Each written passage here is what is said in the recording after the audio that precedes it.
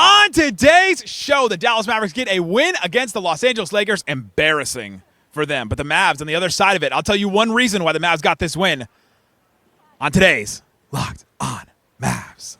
I'm Luka Doncic, and this is Locked On Mavericks podcast. If you don't believe, you shouldn't be here. You are Locked On Mavs. Great, Rusty. Your daily Dallas Mavericks podcast. No one's dying. Part of the Locked On Podcast Network. Amazing. Your team every day.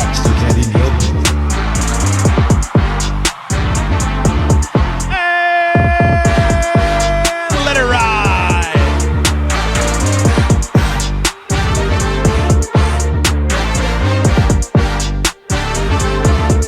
And welcome. You are locked on to the Dallas Mavericks. My name is Nick Angstadt, media member and NBA channel manager of the Locked On Podcast Network, your team every day. Thanks for being an everyday or making Locked On Mavs your first listen today. Subscribe to our free Locked On Mavs newsletter, your one stop for the best news and analysis on the Dallas Mavericks and the NBA sent straight to your inbox every day. Also, check out the QR code for different ways to follow the show. Today's episode is sponsored by Game Time. Download the Game Time app, create an account, use that code Locked On NBA for $20 off your first purchase. And joining me, as always, on a post-game, the post-game prodigy.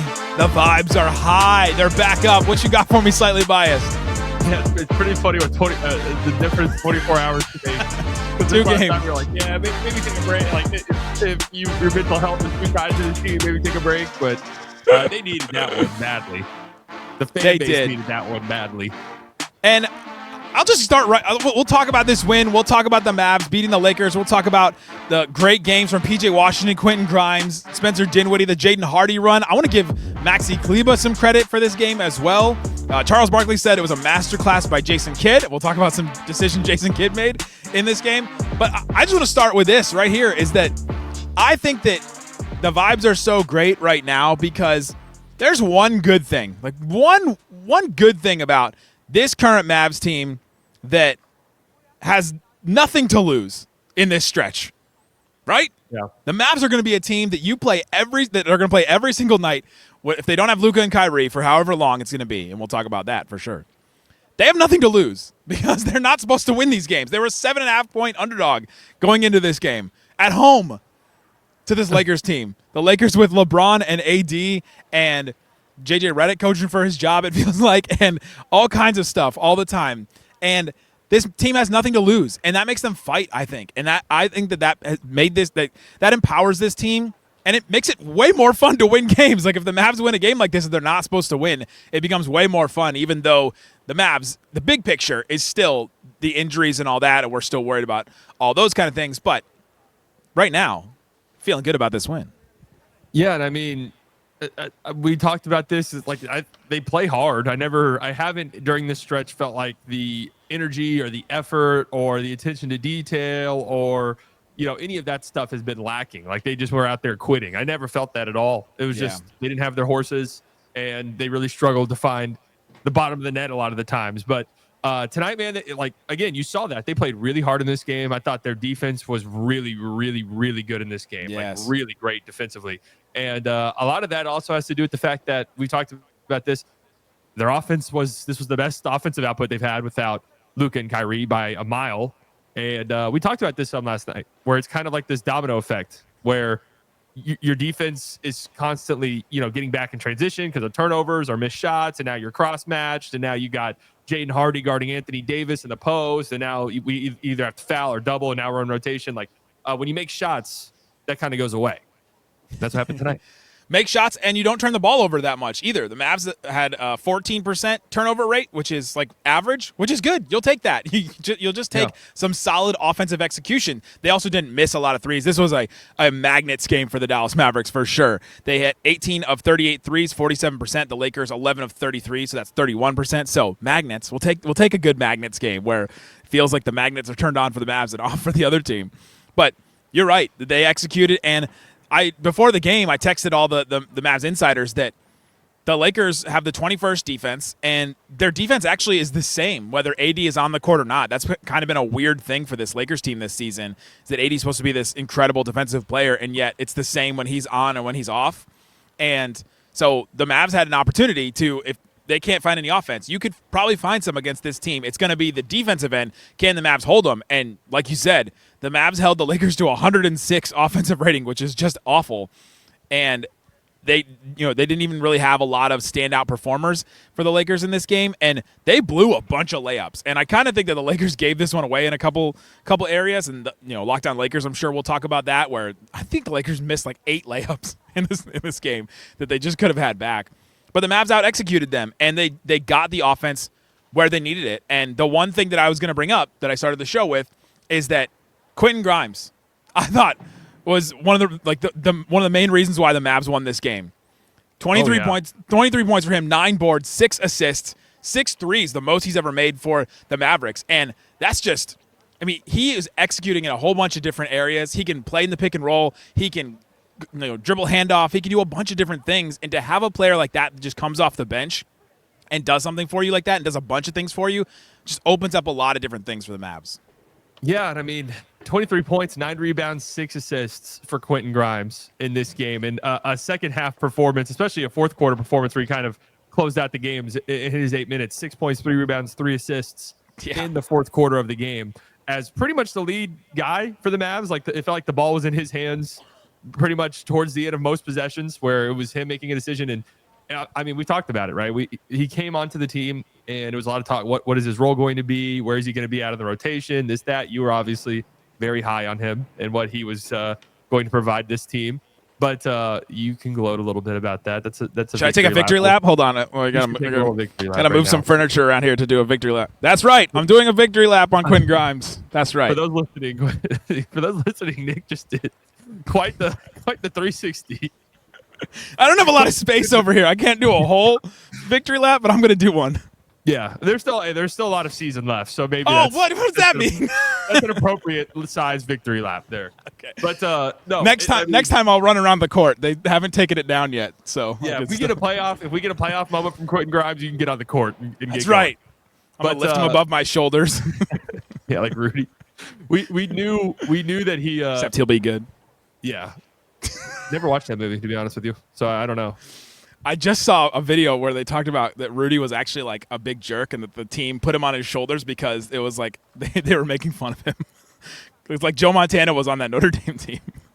Well, he's talked about it. People don't make fun of me in the comments. This is me learning that was a real story. Being serious. But anyways, we knew he'd be like a solid catch and shoot guy and a good defender. But the off the dribble stuff, like the juicy show and off the dribble, is really, really encouraging. He had some passes tonight that were like flashy passes. Amazing. Yeah. Like genuinely, like, wow, like the crowd just goes, oh, when he makes the passes. I still think in transition, he's one of the worst players in the league statistically. Grimes? Yes. He has Can't be good at everything, right? Yeah, that's true. Can't be good at everything. I think sometimes he speeds up a little bit. He tries to go up. We should probably bring it out, but yeah, like you said, he can't be good at everything. We can't nitpick everything. But yeah, he had early in this game, I thought he had a really nice backdoor cut that Lively hit him on a pass for. He had 8 points in that first quarter and a really great driving kick to Najee. Like just a bunch. He can do a bunch of different things. And for Nico, I said this yesterday and I didn't say it on the show. Nico went 4 for 4 on his offseason additions. And Grimes being one of them, Klay being one of them, Najee and Spencer Dinwiddie. For what they were expected to bring to this team, Nico's gone 4 for 4, and that can make a team good and make a team stay afloat. That's what we're celebrating today, is that they just can stay afloat and win a game like this and win a game in this stretch because they were what I think I saw a graphic that the Mavs were 1-12 in the Luka Kyrie era without Luka and Kyrie. That's brutal. Now they're 2-12. Let's go.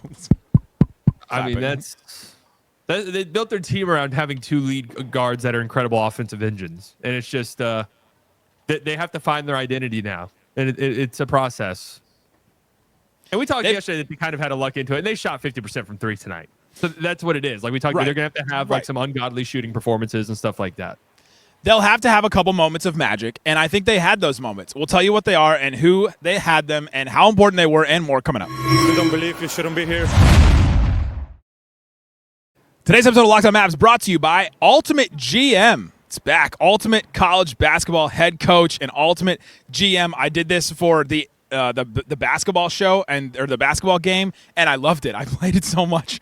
I needed to like set a timer on my phone to make sure that I wouldn't play it so much. If you want to take a moment to introduce you to a brand new mobile game, Ultimate College Basketball Head Coach. If you've ever dreamed about being a college basketball head coach, this is your chance to step in to those shoes. In Ultimate College Basketball Head Coach, you control every detail of your program, from recruiting players to hiring coaching staff to overseeing training camps, handling NIL deals, managing scholarships, all that in your hands. It's fun. Like I said, these games are addicting. I love playing them. Here's a special offer for Locked On NBA listeners. Use promo code LOCKEDONCBB. So Locked On College Basketball, Locked On CBB in all caps inside the game store to get a free boost to your program. You're going to want to play the game first, then use the boost because you'll know how to use it. That was a mistake that I made to begin with. It's a perfect way to kickstart your college career. To download Ultimate College Basketball Head Coach HC, visit ultimate-cbb.com or look it up on the App Store. Ultimate College Basketball HC. Begin your college legacy today. Shut it down! Let's go home! Thanks for hanging out with us on Locked On Mavs, being part of the show, part of the Raccoon Squad, what we call our listeners. We appreciate each and every one of you for checking us out and being with us. We have a daily show on the Dallas Mavericks, and we also do every single postgame. Slightly and I. Isaac and I will have the show tomorrow talking about this Dallas Mavericks team and probably talking more about this win. But Slightly mentioned it before. You're going to have these moments of magic, these things that stand out in some of these games, these shooting 47% from three and hitting 18 of them. And I thought the Mavs had a couple of moments in this game that really got them this win. They had a decent first quarter, but not a ton to really write home about. They lost the first quarter 24 to 27. And then you get in the end of the second quarter, you get Klay Thompson hitting 3 threes. The Mavs had gone down by 6. There's 3 minutes left in the second quarter. Lakers had just gone on a 7-0 run. Max Christie had all those plays. He was just playing off of LeBron and AD and getting some couldn't rotate fast enough, and the Mavs weren't able to get there, and then he got the shots. The Mavs then go on an 11-0 run to end the second quarter with 3 Klay Thompson threes in the middle of that and a Dinwiddie dunk to end the second quarter. And it just felt like you just need something like that. You need Klay Thompson to hit a couple threes. You need another moment we'll talk about. And that from Klay was a big one. And you even saw immediately Klay hits those threes, and the amount of attention that Klay drew by the defense immediately was it like, I know whenever you're watching the game, Klay hits 3 threes, and then maybe he goes a while without touching the ball again or getting another shot. You're thinking to yourself, why aren't you just feeding Klay Thompson? But the reality is the defense is saying, all right, well, Klay Thompson, you're not getting another clean look the rest of this game. Like, we'll do whatever it takes to prevent you from, catching a pass cleanly or coming off of a screen, whatever. Like, we will shift our defense to focus on you, and that opens up so many other things for the rest of your team. And that's why, it sucks this team hasn't been healthy, because that is the end goal right there with the starting group, is that you have Luka and Kyrie on the court, and then you have this unreal floor spacer who can get these, how many points did Klay finish with in the game total? 13 points. 13 points. So what? 9 of those points came in that little 45-second minute flurry of 3-pointers. Yeah. And it's just, that's what he provides, and that opens up the defense. And then all of a sudden it's, well, we were doubling Luka, but now we can't really do that because then our defense gets in rotation, and Klay shot 2 wide open threes in a row. Like, what's the slogan? What's the slogan we've been saying for Klay since his opening introductory press conference? Still can't leave me open, right? Like, that's still true. And he got some wide open ones, and he hit them, and that was a moment that I thought really changed the tide. Mavs 11-0 run to end that second quarter. They were up by 5 going into halftime because they were down by 7, then up by 5. That's massive. Like, that was just a huge run. And then they continued it going into the third quarter when we saw Jaden Hardy step up. And this was another moment of magic, I thought, in this game. 11 points for Jaden Hardy in that third quarter, 3 threes. And we talked about him last game, that it was a mixed bag where he did some good stuff and then he didn't do some good stuff. And he turned the ball over 3 straight times, and that cost him the game. But I thought this game, he played a solid game overall. Gave him 15 points, 11 in that third quarter. That was another moment where we've been looking around at this team. Without Luka, without Kyrie, where do you find offense? They've been having these great first quarters, and then they can't score the rest of the game. And that was a way that they found a way to score in this game. Yeah, and it's sort of what we've been talking about with Hardy. If Hardy wants to be like an NBA player who gets real consistent minutes and burned, it was that right there. It was that 3-minute stretch, or not even a minute and a half stretch, where he hits 3 catch and shoot threes in a row. Like, that is it. Can he turn into, like, bare minimum a really good catch and shoot guy, like 40+% on those shots, to where defenses have to respect them. Defenses have to, stay attached to him, and he punishes anytime that guys, help off of him or whatever the case may be, because then that's when he can get into his, I can rip and go and maybe finish at the rim or kick out or something like that. It's all the other stuff when he tries to force things where you see the decision making and, the finishing at the rim's not where you want it to be. So it's just the catch and shoot threes. Like, can that become a really consistent part of his game?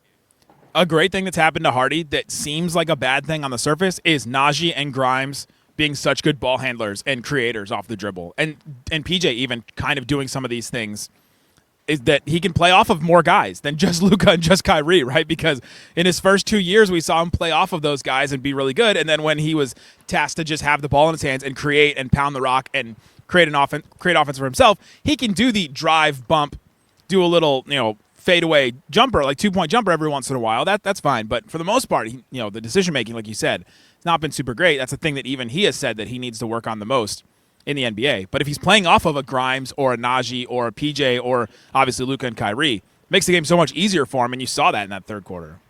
Yeah, and I mean, that's we've known this, though. Like, we saw it, the Mavs obviously wanted this to happen. They did it in Summer League, where it was like, all right, Hardy, you're going to be our point guard. Times in preseason where it's like, all right, Hardy, run the floor, run the point. And it's not his game, and that's not something that rarely ever develops, really. Like, you kind of come into the league and you have the feel for the natural feel for the game and stuff like that, or you just kind of don't. That's why that's a skill that translates really well usually. Like, if a guy's a great playmaker and passer, that usually translates on top of other things. But, I mean, good game tonight. And this is, you're going to have, he's one of these role players for the Mavs where there's going to be games where it's not good and not pretty. But there's going to be games where he hits 3 threes in the span of a minute and a half and it swings the game. And that's what he did in this one, and it swung it. Yep. I mean, they needed all those threes in that. Mavs went up by 16 in that third quarter after a Hardy drive. If you're the Lakers right now, what are you thinking? What's going on in that locker room? Can we do a fake Locked On Lakers segment where we just say what we're saying? So, what would you say after this game if you're a Lakers? Man, media person? I hate playing teams like this because they're good. They're good. They're without guys, but they were due a game like this. That's exactly what I've used. Very similar to what I've said, like against the Kings. I was like, they were due a game like this. I can hear Andy Kamenetsky, Locked On Lakers, in my head saying, "You know what they have, Brian? They have nothing to lose." I can hear him saying that exact thing in my head. But yeah, I mean, I'd be crashing out after this game, and that's brutal. And I wanted to bring that up because it's nice for the Mavs to be on the other side of one of these, because the Mavs have had so many of these throughout the years where they lose to a team that doesn't have their stars. What was it, 2 years ago? They lost like 6 or 7 of those games in the first half of the year to teams that just didn't have their stars and weren't playing. So it's great to be on this end of it and for the Mavs to out-execute a team like this. The non-playoff year, they were losing everyone. Like, they were not discriminating when it came to losses. Speaking of which, shout out to Christian Wood, who was in attendance. Oh yeah, shout out to Christian Wood. He did post an Instagram story today that this is his third home. That's nice. I like to hear that. Well, let me say he said that. I saw Vengeance Wood on Twitter tweeted that he said that. So I don't know if he actually did, but if he did, just misinformation on the show. Slightly, they put us on TV. We can't just be spewing misinformation on the. First, we talk about Rudy being real or not, and then now we're talking about. It's funny because there's it's funny how I'm looking at the tweet right now, and there's a lot of replies that are like, "Man, we should trade for him back." Oh my gosh. I think we're all right. Yeah, that's not the position of need the Mavs have, I don't think. Well, I mean, actually, when you think about what the Mavs need, what do the Mavs need? Maxi replacement. I thought Maxi played good today. Oh, Maxi played a really good basketball game tonight. Maxi played good defense. He had 5 points. He had 5 assists. He had a lot of drives and kicks. The driving kicks were really annoying early in the season, but if he's going to do it like that and still going to be a threat, the reason why he drives and kicks is because he's being there is a closeout. Like he's on the 3-point line and somebody runs out to close. It's usually a big, and so he drives right by Jackson Hayes or whoever it is, and then he kicks out to somebody else. Like that's a weapon for the Mavs. Yeah, and I thought, I've been wondering, I'm like, what do teams still think this is a Maxi Kleber 40% 3-point shooter? We got to get out. But I think the reality is teams are like, all right, we see the Mavs do this with guys that they're sagging off of defensively. We're going to close out super hard on you, and you're going to have to dribble and do something off the dribble. And that's what teams are doing with Maxi Kleber. And if he gets 5 assists off driving kicks, that's great. That really is great. Mavs had 29 assists tonight. Yeah, the ball was moving. I mean, I thought last night against the Grizzlies, the Mavs got pretty good looks. They just didn't convert on them. The thing about both these games, this one obviously turned out a lot better, but they had a chance in that Grizzlies game. They're only down by 5 late in that game. They're playing hard. They're doing things. It's very difficult to win when your team has been built around 2 engines and you're missing both. Somebody said something to me today. I was having some kind of meeting. They're like, without Luka and Kyrie, what are they missing? Like 60 points? I was like, oh no. That's really tough. It's really hard when you put it that way. I mean, points scored, and then you think about the points generated. That's true. Yeah, it's probably 80. Yeah, you're probably in the 80s, which is insane. You're missing 80 points generated. I'm going back. I'm going back here. Like, you got Quentin Grimes at a salary dump for Tim Hardaway Jr. Nico 4 for 4. I mean, that's just crazy to me because that came a day after the Nuggets had to dump 3 second-round picks to get off of Reggie Jackson's $5 million. Swipa from Locked On Nuggets is still crashing out about that. I mean, that's crazy. That is just insane to me that happened and worked out the way it did. It's great to have a really competent GM that does good things. Yeah. I mean, when that Reggie Jackson trade happened, I was like, oh, guys, we're not Tim Hardaway Jr. will be on the roster next year. I came on this show and said that. Like, there's no way that they're packaging a first or something to get him off. Yeah. And they got Quentin Grimes back. Tim Hardaway Jr. has been good for the Pistons this year. He's had some really good moments for them. And they're 500. It was over. Yeah, that was done. And there's something about he had a certain role here, and he had to play a certain amount of minutes. He was getting paid a certain amount of money, and to get traded somewhere else, that's part of you just needing a change of scenery, right? It's just need a reset in role, and he needed that. And now he can come off the bench or start or whatever, and doesn't have to shoot 12 times a game whenever he plays or whatever. And so. Yeah. Shout out to Tim Hardaway Jr. I saw his stat line. What was it? 23 points, 0, 0, 0, 0, 0, 0.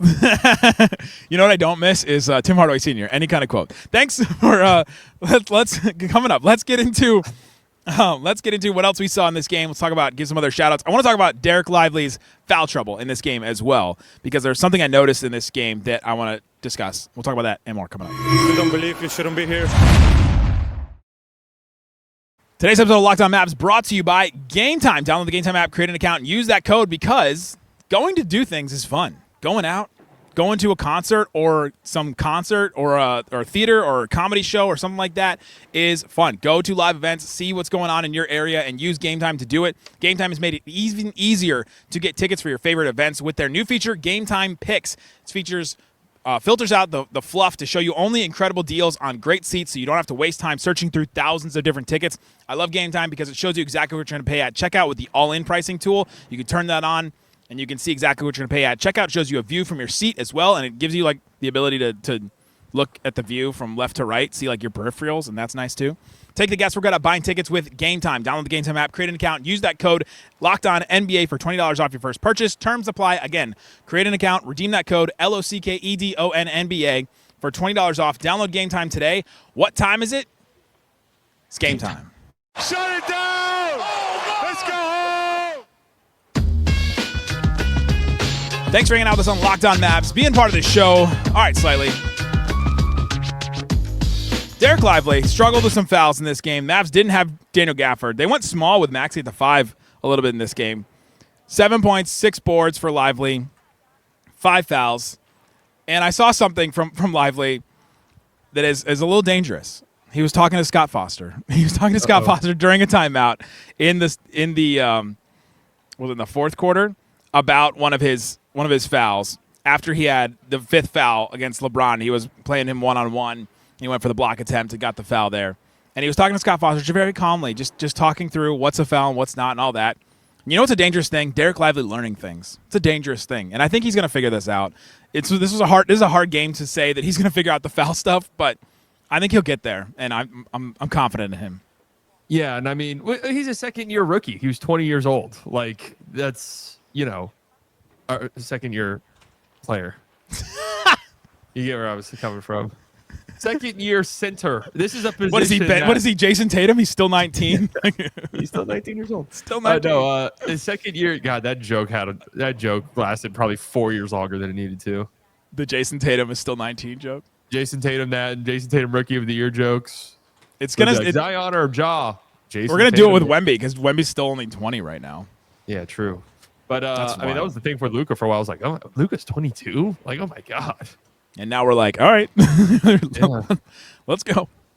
But no, Lively. Yeah, I mean, 20 years old. This is a position that's usually very difficult to learn. Like you see these guys, and especially who we came into the draft as. Like it was supposed to be a process for him, and it still is in a lot of ways. So we know that. And AD is a really tough cover. We know that he's been incredible this year.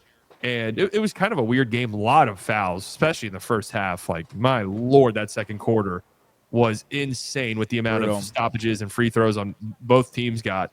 And the Mavs only shot one free throw in the second half, which is just interesting to me. Yeah, they only took 14 in the whole game. That doesn't seem like a lot. Yeah, the second quarter, they took so many. It was like, my God, the Mavs are going to live at the free throw line. And they were in the bonus with 8 minutes left in the second quarter. And to be fair, the Lakers have the number one foul rate in the NBA still, right? In terms of getting to the free throw line? Yeah. Yeah, they shoot a ton of free throws. And I mean, that's having LeBron, AD, a bunch of big guys who get downhill. So they average 24. So they hit 24, but they didn't get more than that, which is good for the Mavs. And what did we say yesterday? Is we want the Mavs to defend without fouling, and I think they did that in this game a little more. Yeah, and I mean, I thought D-Live had a really good game outside of the foul trouble. Yeah. But he did a lot of good things. I think he had one foul, maybe two fouls defending LeBron, but he switched on LeBron and was going one-on-one against him defensively. That's one thing that we've talked about for him this whole season is a huge key is how much better can he get defending one-on-one and switching out? And just seeing him get those reps is so important.